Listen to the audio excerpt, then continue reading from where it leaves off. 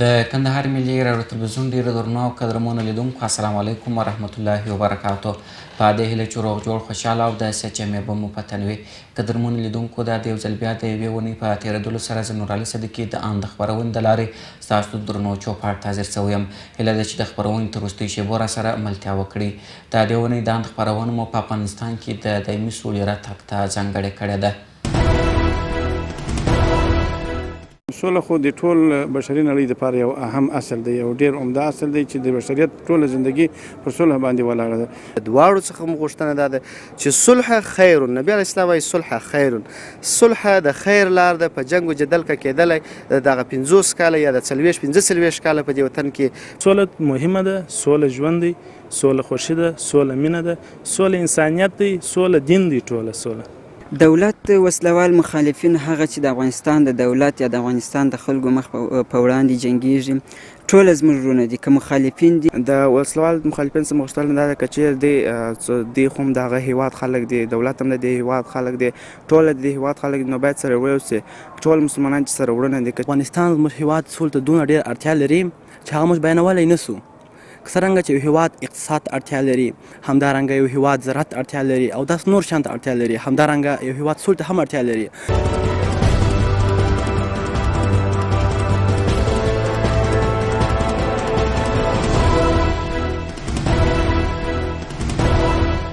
په افغانستان کې روانه جګړه او ناخوالې له څو لسیزو څخه روانې دي.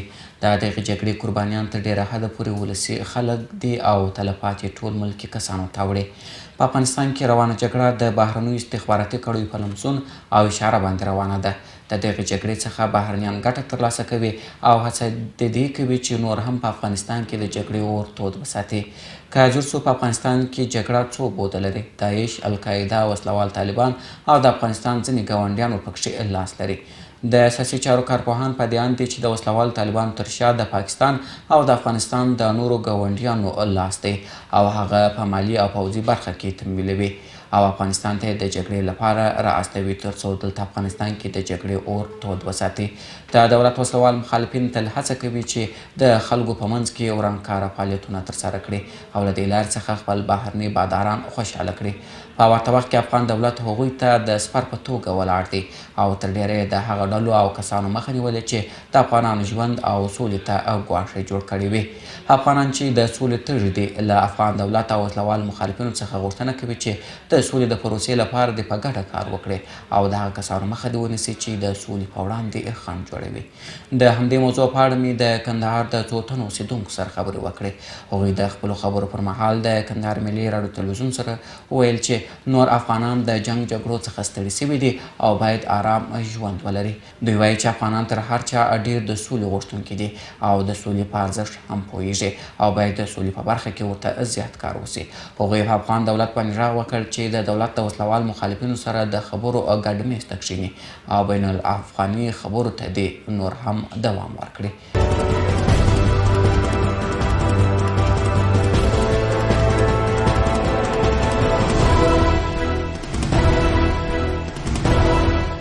سوله خو د ټول بشري نړۍ دپاره یو اهم اصل دی، یو ډېر عمده اصل دی چې د بشریت ټوله زندگی پر صلح باندې ولاړه ده او خصوصا د افغاني جامع ژوند ټول په صلح پورې تعلق لري او په هر وخت کې سولې ته ضرورت ده، په هر جامعه کې سولې ته ضرورت ده. خصوصا د افغانستان په دې اوسنۍ ټولنه کې چې جنګ جګړې نور ټول ځپلي دي او ټول هېواد مو د جګړې په کړاو باندې کړېدلی دی، د جګړې په اور کې سوځېدلی دی. نو اوس مهال د ټول افغاني ملت لپاره صلح ډېر یو مهم او ضروري اصل ده چې باید ټول افغانان خصوصا چارواکي او ټول مخالفې ډلې باید د سولې د راوستلو په باره کې هر یو په خپل مسؤلیت په خپل چوکاټ کې زیات کوشش وکړي او د سولې د راوستلو لپاره خپل الهي او وجداني ایماني هلې ځلې په کار باندې واچوي. هغه اول لامل دا دی چې هر څوک خپل ګټې په نظر کې لري. ملي ګټې د احساس له مخې، عامې ګټې، د ملت لپاره کار کول، د ملت لپاره خدمت کول، دا د ډېرو خلکو په احساس کې نشته. دا احساس اکثر خلک نه لري. بس چې هر څوک یو اقتدار ته ورسېدل د خپل په نفع باندې کار کوي، عمومي سولې سولې ته کار نه کوي، د خلکو زړونه په لاس باندې نه راوړي. دا اوس ما په یو سیند کې درس ورکاوه د همدغه د شورا او د سولې په باره کې خدای تعالی جل جلاله رسول الله صلی الله علیه وسلم ته فرمایي چې ته د خپلو اصحابو کرامو سره مشوره وکړه. نو دا چې د مشورې اصل زموږ په هېواد کې له منځه تللی د صلح هم نه راځي، د خلکو رضایت هم منځته نه راځي او خلک په یو ټغر باندې نه سره کینی. نو دغه ځانځاني او خودخواهي او خپله لار وهل او خپله چاره کول دغه د سولې د نه راتګ لامل دی. ما په نظر باندې دا رقم افغان دولت خدای را سالي کې خدای پاک د ټول اصلاح کې چارواکو د خدای له مونږ سره هدایت دي نه کوي که ټول چارواکي د خپل مسؤلیت درک احساس ایمانا او یقینا د اسلام د بنسټونو پر اساس باندې درک وکړي او خپل راتلونکي وسنجوي، د خپل مسؤلیتونه درک کړي او د خدای تعالی جل څخه په ویره باندې خپل مسؤلیت ترسره کړي. ټول چارواکي د خپل ایمانی او اسلامي مسؤلیت او افغاني مسؤلیت په صحیح معنا باندې ترسره کړي، خیانت ونه کړي، رشوت ونه اخلي، درغلي ونه کړي، د خلکو په حقوقو باندې سترګې پټ نه کړي او د ملت په لوړو ګټو باندې په اصلاح پښې نه کړي، د خپل په جیب کې وانه چوي. ان شاء الله تر یو حده پورې دا سبب د راتګ د سولې کېدلی شي. ټولو ښوونکو استادانو محترمانو دا دنده ده چې ښوونکي تجربه کمه لري او د ځوانۍ په پیر کې دي، نو دغه زده کوونکو داسې په اطلاع توجه دې ته راواړوي چې اول له خپله کوره څخه سوله را شروع کړي، په خپل صنف کې سوله باید منځته راوړي، لغه بعد دغه سوله باید وغځېږي، په جامعه کې په اصلاح نشر شي او د دې د کوچنیوالي څخه لا د صلح روحیه پیدا کړي تر څو دغه د انسان دغه ذهنیت د همیشه لپاره له صلح سره تړاو ولري او له صلح سره دی باید اشتي وي، په اصولو باندې باید خپل ژوند ته ادامه ورکړي. دا هر ښوونکي دا وظیفه ده چې دغه ذهنیت په شاګردانو ته ورکول.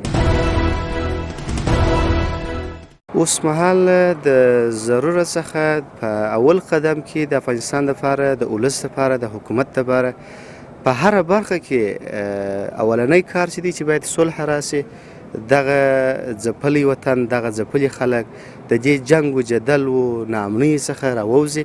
دا د ټولو کارونو په لومړي سر کې راځي چې باید حتما دا سوله منځته راسي تر څو دغه خوار ولس، ځپلی او ټوټه ولس پر خپلو پښو ودرېږي او حتی زموږ تاسې په اصطلاح د خلک یا په اصطلاح عوام خلک چې موږ د خپل ډوډۍ د خپل 3 وخته ډوډۍ پسې حریان دي، هغه ډوډۍ خو پرېږده، هغه ډوډۍ به د یو رقم سره پیدا کړي، خو د سولې ضرورت په دې خاطر شته چې جنګ او جدل باید له منځه ولاړ شي تر څو خلک وساسي، خلک هغه څه چې د غریبۍ ژوند لري هغه په هوسایي باندې تیر کړي. تاسو ته بهتره معلومه ده یو ستر لوی عالم د عوامل هغه چې دی سبب چې دی علت چې دی هغه دا دی چې بې علمي زیاته ده. باید کوشش وشي چې د علم په ډګر کې زیات کوششونه وشي او خلک د علم ته تشویق شي. یوازې یو دغه دلیل دی چې هغه بې علمي ده چې سوله نه ده راغلې، تر نن ورځې پورې جنګ دی او خلک د جنګ د حل لاره بولي. په دولتي ارګانو کې چې کوم کسان پر وظیفو باندې خو هم د دې وطن د دې افغانستان رعایت دي او دغه افغانستان اوسېدونکي دي، دغه افغانستان ملت دی، نو په لوی سر کې دا خبره ده چې صلح بې له صلح څخه که خلک په دې پوه شي چې بې له صلح څخه بله لار د حل نشته، بله لار د هوسایي نشته، نو بیا خو هر څوک کوشش د دې لپاره کوي که مخالفه ډله ده او که د حکومت چارواکي دي هغوی کوشش د دې کوي چې صلح راولي. نو دغه لوی عامل دی چې بې علمي ده او په دغه خبره باندې که سر خلاص دی عملي کوي نه او یا مو سر نه دی ورباندې خلاص. د دولت څخه مو یوازینی خواهش، امید، ارزو دا ده چې کم مخالفین چې په دې وطن کې شته او د دولت په خلاف باندې مخالفې ډلې دي فعالیتونه کوي، د هغوی څخه په هر لار چې وي، په هر ډول چې کیږي، په هر مناسبه لار چې هغه د دې امکان وي چې دا لاره په کار واچوي، د هغې څخه ګټه واخلي او د هغوی سره د سولې لارې چارې ولټوي. لکه اوس فلحاله موږ تاسې په دولتي ادارو کې داسې ادارې لرو چې خاص او خاص د هغې وظیفه ده د سولې دپاره د دفترونه خلاص شوي دي او سوله کوي. دوی باید لاس په سر کښېنني، باید په اصطلاح د مخالفو ډلو سره روابط ونیسي په مختلفو حالاتو کې، هغوی دې ته قانع کړي، د هغوی سوالونه کم کسان چې سوال لري د خپل سوال مطابق دی جنګیږي یا راولاړیږي فعالیت کوي، د هغه فعالیت خنثی کړي، د سولې د لارې څخه هلې ځلې وکړي، خپل شپه ورځ یې وکړي او تر څو دغه جنګ و جدل له منځه ولاړ شي. سوله داسې مثال دی لکه یو نبات چې څونه یو اوبو ته اړتیا لري، یو انسان څونه اوبو خوراک څښاک ته اړتیا لري، د دې ترڅنګ سولې ته هم اړتیا شته. زموږ هیواد چې تر ټولو مهم تر هر څه مخکې دا زموږ هیواد سولې ته ضرورت لري، ځکه زموږ هیواد نور له هر اړخه بسیا دی. که قانون وګورو، که آب و هوا وګورو، که مځکې زراعتي وګورو، که اوبه وګورو، دا هر څه زموږ هیواد افغانستان لري. یوازینی شی چې نشته هغه سوله ده. د سولې په نشتون کې موږ د خپلو ملي شتمنیو څخه هېڅ ډول استفاده او ګټه نشو اخیستلی. نو سوله مهمه ده، سوله ژوند دی، سوله خوښي ده، سوله مینه ده، سوله انسانیت دی، سوله دین دی. ټوله سوله بې له سولې څخه ژوند نیمګړی دی. لکه څنګه چې اوس موږ وینو په خپل هیواد کې افغانان په ټوله نړۍ کې د وروسته پاتې هیوادونو څخه له فقیرترینو هیوادونو څخه دی. لوی علت یې د سولې نشتون دی چې په دې هیواد کې سوله نشته، دلته جنګ دی او جنګ د حل لاره نه ده. سوله همیشه ګټونکې ده، سوله بایلونکې نه ده. سوله ګټه لاسته راوړي. هر څوک چې سوله وکړي د هغه ګټه په سوله کې ده. نو زموږ افغانانو ګټه هم په سوله کې نغښتې ده. دولت لومړی باید دولت ته دا کول پکار دي چې لومړی خو خلکو ته د سولې ذهنیت ورکړي. زموږ خلک له علمي اړخه له پوهې څخه ډېر وروسته او شاته پاتې دي. بل لوی علت یې زموږ په هیواد کې بیکاري ده. تر ټولو ستر لامل چې هغه نن سبا زموږ په هیواد کې جنګ جګړو ته خلک مجبوره کړي دي. خلک غلاوې کوي، خلک د مخالفینو سره یو ځای کېږي، د دې هیواد د ورانولو د پیسو په مقابل کې هر څه سرته رسي. نو دولت ته دا پکار ده چې لومړی خلکو ته د کار زمینه مساعده کړي، خلکو ته کار پیدا کړي، تر څو هغه ځوانان چې نور خلک یې د خپلو ګټو دپاره استعمالوي هغه په خپل هیواد په جوړولو کې، د خپل هیواد په ساتلو کې مصروفه سي. نو بیا به انشاءالله جنګ جګړو ته څوک نه خلاص او د جنګ جګړو څخه به لاس په سر سي. موږ تاسې ټول پوهېږو چې افغانستان د خپل ژوند ډېرې لسیزې په جنګ جګړو تاوتریخوالي کې تېرې کړي دي او بالعکس په دې باندې هم پوهېږو چې دغه جنګ جګړو او تاوتریخوالي هېڅ ګټه هم نه ده کړې او بې له دې چې موږ په خپل هیواد کې کونډې و یتیمان او نور ناخوالې ووینو، نور هېڅ ګټه مو نه ده لیدلې. نور نو هر افغان و سولې ته تږی دی، هر افغان هیلهمند دی چې سوله په دې هیواد کې راسي، تر څو هغه پروسې چې موږ غواړو هغه ته دوام ورکړو، که هغه د زده کړې په بخش کې وي او یا نور بخشونه وي، د هغه د پرمختګ په بخش کې وي، ټکنالوژیکي بخش وي، هر بخش چې وي، تر څو که غواړو هغه ته پرمختګ ورکړو نو سوله یوازینی لار دی. یعنې بې له سولې څخه موږ نشو کولی د دې څخه یو ارګان هم مخ په وړاندې بوځو. یعنې سوله یوازینی شی دی چې د دغه ټولو ارګانونو د پرمختګ لاره پکښې نغښتې ده. د دولت څخه مو غوښتنه یوازینۍ غوښتنه مو همدا د هغه ارګانونو چې دوی د سولې د راوستلو لپاره مخ په لاره اچولي دي، یعنې خلکو ته دا روحیه ورکول تر څو سوله و دې هیواد ته راسي. سوله د دې هیواد د پرمختګ لپاره یوازینۍ کلي ده، تر څو د مثال په ډول ټولو استادان محترمینو ته دا روحیه ورپه غاړه کول تر څو شاګردانو ته داسې یو احساس ورکړي چې هم وطني وي او هم ایماني وي، یعنې د سولې ته هر کس ژمن واوسي. د هغسې روحیه و ټولو خلکو ته ورکول، د هغسې روحیه په ټوله ټولنه کې فهمول، دا د دولت یوازینۍ زموږ ورڅخه غوښتنه ده تر څو دغه رقم پروسه یې مخ په لاره واچوي. سوله چې دا د صلح د کلمه ده چې د عربي کلمې څخه اخیستل شوې ده او پخوا به دا کلمه وایي هغه ونې ته کارېدله چې څانګې او پاڼې یې پرېښودل او صاف به شو. خو په اوسني وخت کې سوله چې دا وایي دا د جنګ جګړو له منځه وړل او په سولې او د ارام فضا رامنځته کولو ته خپله سوله کوي. په اوسني وخت کې چې زموږ که چېرې موږ شاوخوا خپل شاوخوا چاپېریال ته وګورو، په دې وخت کې چې د سوله ډېر مهم ده. هغه که په هر بخش کې وي باید سوله خو رامنځته سي. که چېرې موږ تعلیم کوو نو باید په سوله وي چې بیا تعلیم وسي. که چېرې موږ اقتصاد پرمختګ خو اول باید سوله راسي بیا وروسته اقتصاد پرمختګ وکړو. او که چېرې موږ غواړو چې خپل د خلکو سره راکړه ورکړه همداسې سوداګریزې اړیکې او همدارنګه که نور بخشو ته ولاړ سو، په هر بخش کې چې باید سوله بیا وروسته هغه بخش کې موږ پرمختګ کولی سو. د سولې په راوستلو په غوښتنه د دولت څخه دا غوښتنه ده چې دوی د سولې په راوستلو کې دوی چې کوم هغه سیمینارونه چې مکتبو ته به تلله چې دوی سیمینارونه په کار اچولي چې باید خلک یې سولې ته رابلله چې څنګه باید سوله رامنځته کړو. که څه هم زموږ مکتب ته هم راغلي وو، د هغه څخه ډېره مننه د هغو څخه چې دوی داسې سیمینارونه په لاره اچولي وو چې خلکو مکتبو ته تلل او هغوی به سولې ته رابلله. نو موږ هم د اول یوازې دولت نه دی چې سوله په رامنځته کولو کې باید مرسته وکړي نو موږ هم په دولت سره باید مرسته وکړو چې سوله که چیرې سړی غلط کار کوي نو موږ باید غلط کار سره وګرځو او که چیرې هغه ښه کار کوي نور هم سره تشویق چې هغه کار سرته ورسي.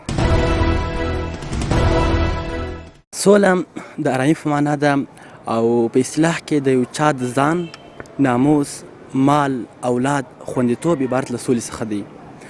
په کوم ملک کې چې سوله موجوده نه وي هلته خلک د ټوپک د شپېلیو په ژبه خبرې کوي، د ټوپک په شپېلیو باندې خبرې کوي. او که چیرې په کوم ملک کې صلح موجوده وي هلته خلک د خپلې ژبې څخه کار اخلي او یو بل پوهوي او خپل مشکلات حلوي. او همدارنګه افغانستان زموږ هېواد سولې ته دونه ډېر اړتیا لري چې هغه موږ بیانولی نه سو. که څرنګه چې یو هېواد اقتصاد ته اړتیا لري، همدارنګه یو هېواد زراعت اړتیا لري او داسې نور شیانو ته اړتیا لري، همدارنګه یو هېواد سولې ته هم اړتیا لري. که چیرې یو هېواد اقتصاد هر څومره خوندور اقتصاد ولري مګر صلح پکښې موجوده نه وي هېڅ امکان نه لري چې دا هېواد پرمختګ وکړي. او همدارنګه که چیرې یو هېواد هر څومره ډېر طبیعي منابع ولري نو دې څخه هېڅ ګټه نشي اخیستلی که چیرې صلح پکښې موجوده نه وي. نو افغانستان صلح ته بیخي بې انتها اړتیا لري. د دولت څخه غوښتنې ډېر لرو خو بیا هم د یوه غوښتنه به دا ورڅخه وکړو او همدارنګه دولت عملي کړي هم دي خو بیا هم یو ښه ده چې ور په یاد یې کړو هغه دا ډول چې د هېواد هر فرد ته دي په یو شان سترګه وکتل سي، هم خان هم غریب هم د ښار خلکو هم د ولسوالیو خلکو ته. څرنګه چې د ښار خلکو ته زمینه مساعده د تعلیم همدارنګه باید د ولسوالیو خلکو ته هم د تعلیم زمینه برابره سي. او همدارنګه هغه کلي چې کلینیکونه نه لري همدارنګه نور شیان نه لري هغو ته ټوله باید کوم لازم شیان چې د شاعرانو لپاره موجود دي باید هغوی ته هم موجود سي. زموږ یو استاد دی د دري استاد دی هغه موږ ته ورځ ډېر د دري په مضمون کې د ملت سازي په نامه یو عنوان دی په دې کې د تدریس مشرا کوي. هغه د دا رقم وویل وایي پخوا وختو کې مثال تېر لسیزو کې چې هغه وخت افغانستان امنیت سم و افغانستان کې ثابته سوله موجوده وله نو د افغانستان دونه زیات پوځ نه درلودی دونه غټ پوځ نه درلودی خو بیا هم په ولسوالیو کې همدارنګه په کلو کې چې کوم خلک موجود ول دلته هیڅ پردي انسان نسو کولی چې دلته داخل سي ځکه چې هر چا به هغه نفر ته پوښتنه کوله چې څوک نو چې پردی یو هېواد داخل نه سي نو هغه هېواد کې به څنګه جنګ رامنځته سي. نو خامخا یو پردی هېواد داخلیږي او جنګ به رامنځته کېږي. نو دا خلکو چې د کلي خلکو ول دا نفر نه پوښتنه کوله چې څه شکی دلته ته څوک نو هغه نفر به یې نه پرې شوی دلته په هېواد کې به یې نه پرې شوی. نو همدارنګه که چیرې دا لامل چې شي و لامل دا و چې هغه موجوده حکومت دوی سره همکاري کوله. نو که چیرې زموږ حکومت اوس همکاري کړې ده که ډېر د دې همکاري ته نور هم ادامه ورکړي د ولسوالیو خلکو ته حاکم لازم اقدامات چې دي یا هم لازم تدابیر ونیسي نو زه امیدوار یم چې هغه د ولسوالیو خلک به هم دوی سره ولاړ او څنګ پر څنګ سي او د دولت مخالفینو ته به سر جواب ورکړي.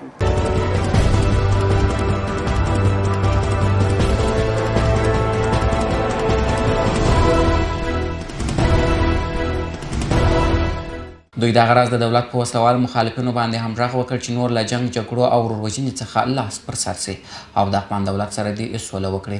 هغوی وایي چې نور دې د وسلوال طالبان د پاکستان له منګولو څخه ځان خلاص کړي او د افغان دولت سره دې د هېواد په جوړېدو کې ونډه واخلي.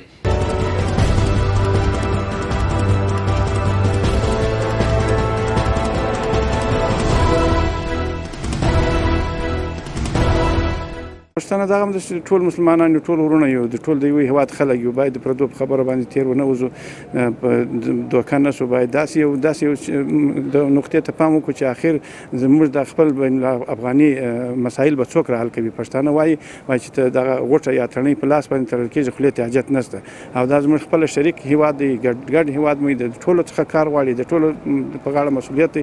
باید هر څوک چې د افغان په نامه باندې دی په افغاني ټولنه کې زیږېدلی دی او ځان افغان بولي باید د خپل وطن حال نور په نظر کې ونیسي.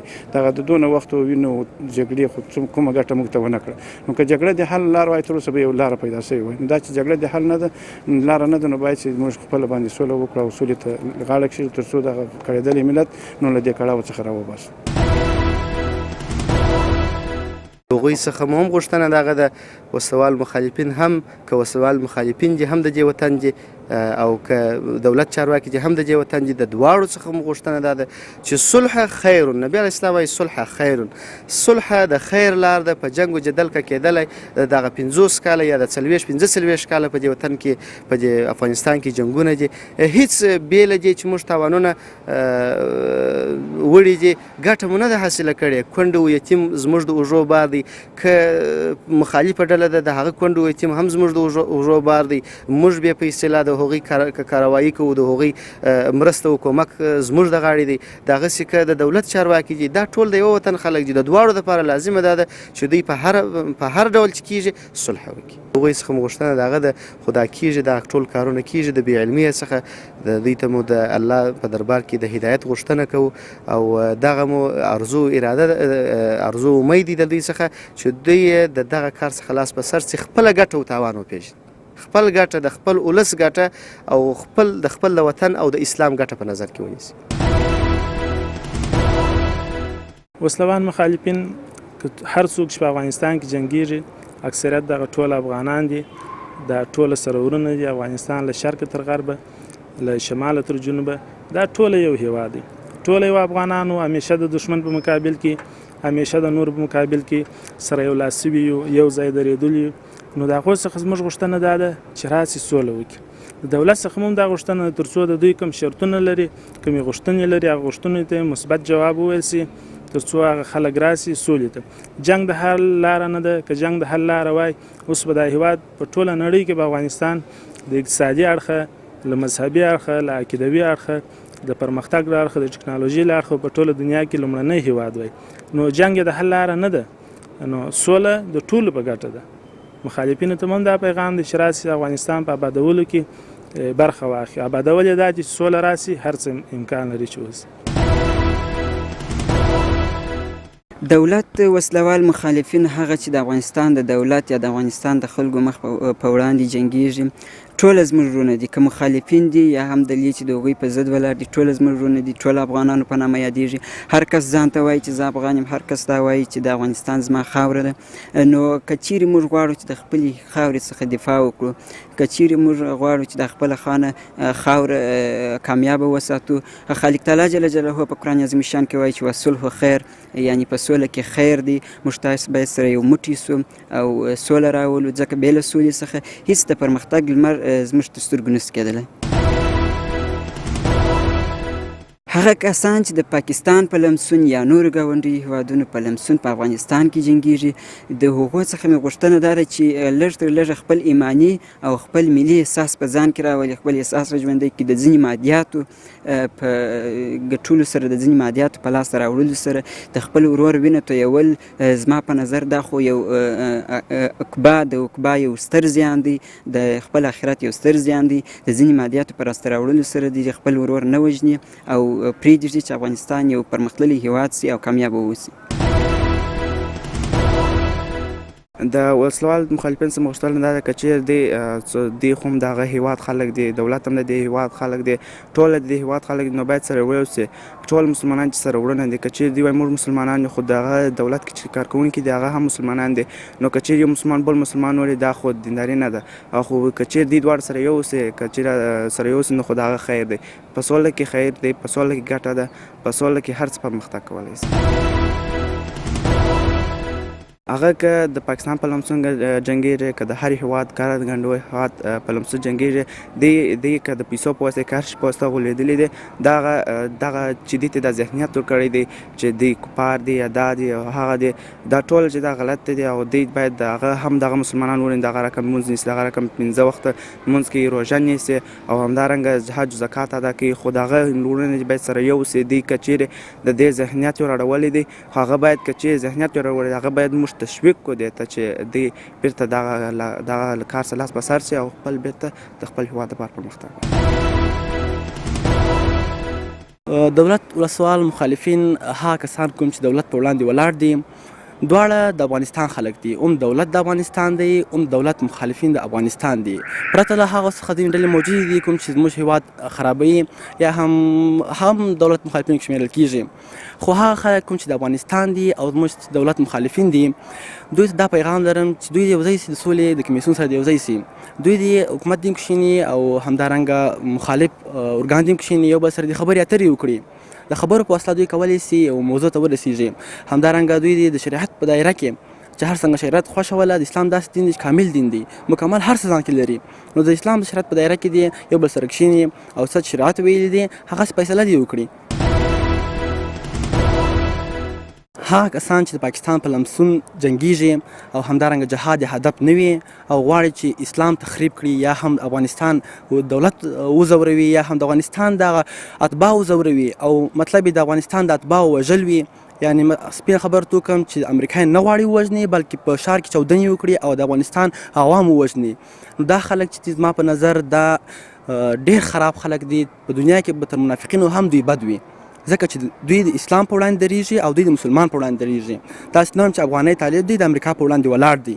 هغه خلک چې د اسلام په وړاندې درېږي یا هم د پاکستان په لمسون یا د نور ممالکو په لمسون د افغانستان په وړاندې درېږي، یعنی نه غواړي چې اسلام ته خدمت وکړي بلکې هدف یې دا وي چې اسلام له منځه یوسي یا اسلام تخریب کړي یا هم زموږ عوام له منځه یوسي یا عوامو ته تاوان ورسوي. نو هغوی زما په نظر ډېر منافقین انسانان دي او خراب انسانان دي او د خپل ولس د خپل هغه خلک چې افغاني طالبان دي هغو دا پیغام لرم چې دوی د سول سره کښېني، دواړو یو شان، دواړو ته یو نظر باندې موږ ګورو، دواړه افغانان دي خو حکومت قایم دی، حکومت جوړ دی. اوس دوی باید سره کښېني، خبرې سره وکړي، مذاکرات سره وکړي، باید دا موضوع حل کړي او پردي چې دي دښمنانو په وړاندې باید دوی دواړه ودرېږي. که چیرې دوی دواړه ودرېږي زه امیدوار یم چې موږ به د احمدشاه بابا او میرویس خان نیکه په رقم یو حکومت دلته قایم کړو. هېڅوک به افغانستان ته په سپک نظر خو څه کوي چې په بده سترګه ورته وګوري، په لوړ اواز د افغانانو مخ ته خبرې څوک نشي کولی. نو زه امیدوار یم که چیرې دوی دواړه سره یو ځای سي، افغانستان به د یهودو نصاراو د ټولو خارجي ممالکو چې افغانستان کې غواړي خپل غلط فعالیتونه پر مخ بوځي دا به ټول ورشنډ کړي.